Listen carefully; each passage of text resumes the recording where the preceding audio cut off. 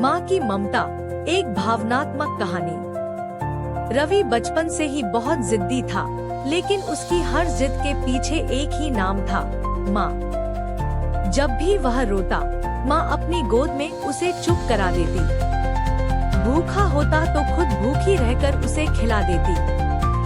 समय बीता, रवि बड़ा हुआ, पढ़ाई के लिए शहर चला गया। माँ की दुनिया अब उस छोटे से घर और उसकी यादों में सिमट गई। हर शाम वह दरवाजे पर बैठकर रवि का इंतजार करती, जैसे आज भी वह स्कूल से लौटेगा और माँ कहकर गले लग जाएगा। एक दिन रवि को शहर में अच्छी नौकरी मिल गई। उसने माँ को फोन किया, माँ, अब मैं बहुत बड़ा आदमी बन गया हूँ, तुम्हें अब किसी चीज की चिंता नहीं करनी। माँ मुस्कुरा दी, लेकिन उसकी आंखों में नमी थी। उसे पैसे या बड़े घर की चाह नहीं थी। उसे तो बस अपने बेटे की आवाज और साथ चाहिए था। कई साल गुजर गए। रवि अपनी जिंदगी में इतना व्यस्त हो गया कि माँ से बात करने का समय भी कम हो गया। उधर माँ हर दिन दरवाजे पर बैठती, हर आहट पर चौंक जाती, पर दरवाजा खाली ही रहता।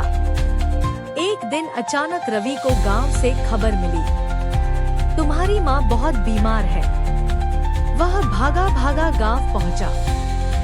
दरवाजे के पास वही पुरानी चारपाई थी और उस पर लेटी थी उसकी माँ, कमजोर, लेकिन आंखें अब भी उसी दरवाजे पर टिकी हुई थी। रवि ने पास जाकर धीरे से कहा, माँ, मैं आ गया। माँ की आंखों में चमक आ गई। उसने कांपते हाथों से रवि का चेहरा छुआ और धीरे से बोली, मुझे पता था, तू जरूर आएगा। रवि की आंखों से आंसू बहने लगे।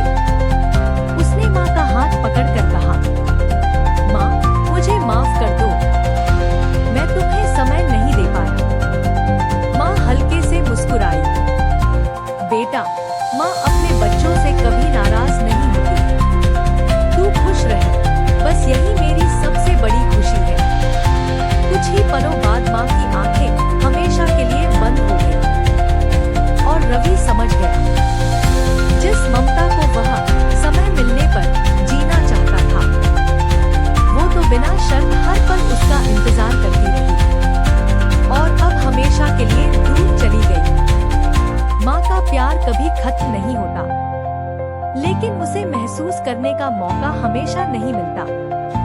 अगर आपकी माँ आपके साथ है, तो उन्हें समय दीजिए, क्योंकि दुनिया में सबसे सच्चा और निस्वार्थ प्यार सिर्फ माँ का ही होता है।